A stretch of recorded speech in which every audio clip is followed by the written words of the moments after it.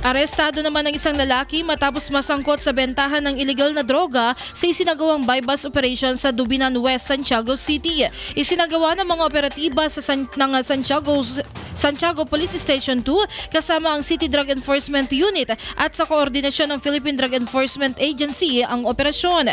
Kinilala naman ng suspect na si alias Kulas kung saan nakuha mula sa kanya ang isang sachet ng hinihinalang shabu na nagkakahalaga ng 1,897 pesos. Buy-bust money na binubuo ng isang tunay na 500 peso bill at 2 pirasong boodle money na tig 1,000 pesos at isang cellphone. Isinagawa ang pagmamarka at inventaryo ng mga ebidensya sa presensya ng suspect at mga testigong mula sa DOJ at barangay.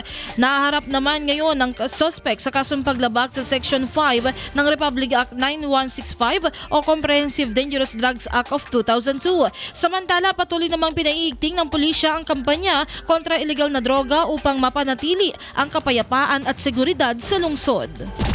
IFM News.